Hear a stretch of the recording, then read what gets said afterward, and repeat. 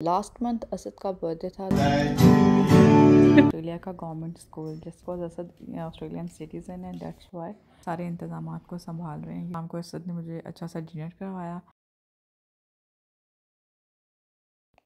अस्सलाम वालेकुम एवरीवन, क्या हाल चाल है। उम्मीद है आप सब लोग खैरियत से होंगे। बहुत अरसे से हम लोग बहुत कम व्लॉग बना रहे थे, कुछ मसरूफियात चल रही थी, रमज़ान की वजह से भी काम कुछ कम ही कर रहे थे। तो आज सोचा क्यों ना व्लॉग में आपके साथ पिछले कुछ दिनों में होने वाली एक्टिविटीज़ शेयर की जाएं। तो लास्ट मंथ असद का बर्थडे था, तो मैंने सोचा क्यों ना असद को सरप्राइज़ किया जाए। उसके लिए मैंने कुछ छोटी सी एफ़र्ट की है। मुझे कुछ ज़्यादा समझ में नहीं आ रहा था, तो ये मैंने हल्का फुल्का जो भी मतलब कि मैं कर सकती थी वो मैंने अरेंज किया। क्योंकि इस दफ़ा मैं चाह रही थी असद को थोड़ा डिफरेंट तरह से सरप्राइज़ किया जाए। इस बारे में असद को बिल्कुल भी कुछ नहीं पता था। Happy birthday!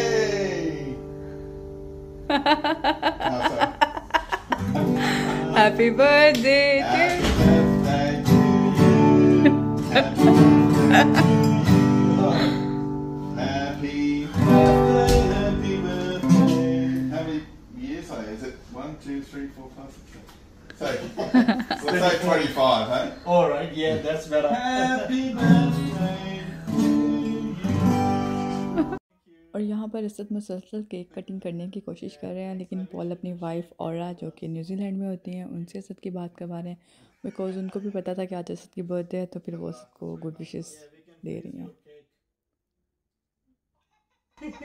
Or I can eat it for you. Yeah, I'm happy to do that. If you want that, okay? और बर्थडे ख़त्म होने के बाद नेक्स्ट डे हमें पता चला हमारी गाड़ी को थोड़ा सा मरम्मत की ज़रूरत थी। कुछ हो गया था शायद, आई डोंट नो, पहले से थी, लेकिन असद कहते हैं ये थोड़ा सा मुझे लग रहा है कि ये ख़राब ना हो जाए। तो फिर पॉल ने कहा कि हम इसको फ़िक्स करते हैं। तो अब मुझे नहीं पता ये किस तरह से फ़िक्स कर रहे हैं, लेकिन ये आप देख सकते हैं उसने कोई यहाँ पे ये ग्लू टाइप लगाया है उसको आगे वाले बम्पर को। सो इस तरह से ये फ़िक्स किया उसने। ये बेचारे ने काफ़ी मेहनत करके इसको फ़िक्स तो किया था, लेकिन ये 2-3 दिन के बाद दोबारा मतलब कि वर्क नहीं किया जो भी इसने टेक्निक यूज़ की थी। तो हमें फिर इसके बाद दोबारा वर्कशॉप से ही इसको फ़िक्स करवाना पड़ा। मुझे लगा था कि कोई काम कर जाएगा ये, इसकी कोई ट्रिक, क्योंकि ये भी एक ट्रेडी बंदा है, तो उसको पता है कि छोटी-छोटी चीज़ों को किस तरह से ये हैंडल करते हैं। तो हमें लगा कि शायद ये वर्क करे, लेकिन खैर।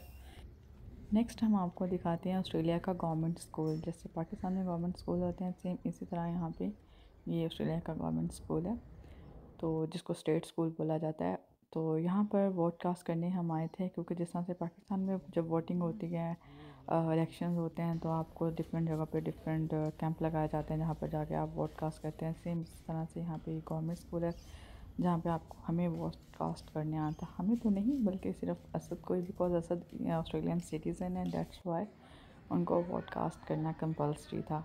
पाकिस्तान में तो हम ऐसा होता है ना, वोट कास्ट नहीं करते तो डजंट केयर, मतलब कि कोई फ़र्क नहीं पड़ता। लेकिन यहाँ पे अगर आप वोट कास्ट नहीं करते तो आपको भारी जुर्माना, फ़ाइन पे करना पड़ता है।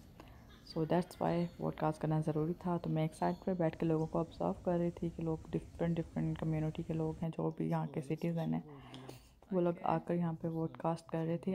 वोट कास्ट करने के बाद हम लोग यहाँ से वापस घर की इंस्पेक्शन के लिए जा रहे थे, बिकॉज़ आजकल हम लोगों ने घर शिफ्ट करना है। तो दैट्स वाई हम लोगों की रूटीन काफ़ी टफ़ हुई हुई है, क्योंकि डेली हमें 2 से 3 घरों की इंस्पेक्शन करना पड़ती है। तो रमज़ान में काफ़ी हेक्टिक हो जाता है, लेकिन अब करना भी ज़रूरी है। तो हम यहाँ पे भी घर की इंस्पेक्शन के लिए आए थे। तो ये हमने एक मस्जिद देखी जो कि अभी ज़ेर तमीर है, इसमें मतलब कुछ काम चल रहा है कंस्ट्रक्शन का भी और वैसे भी।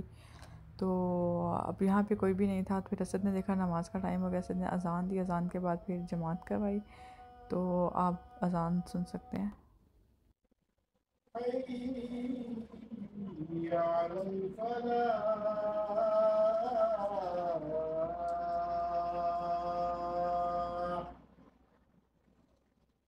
Allahu Akbar,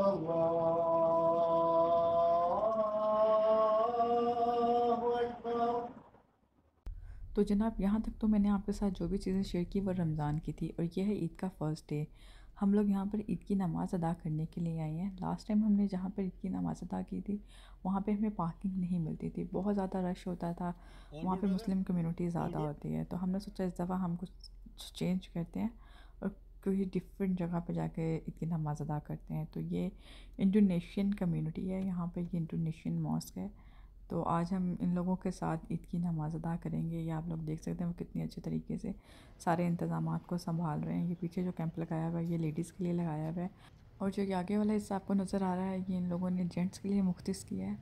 तो यहाँ पर ये लोग साथ ही पार्किंग की भी अरेंजमेंट्स हैं।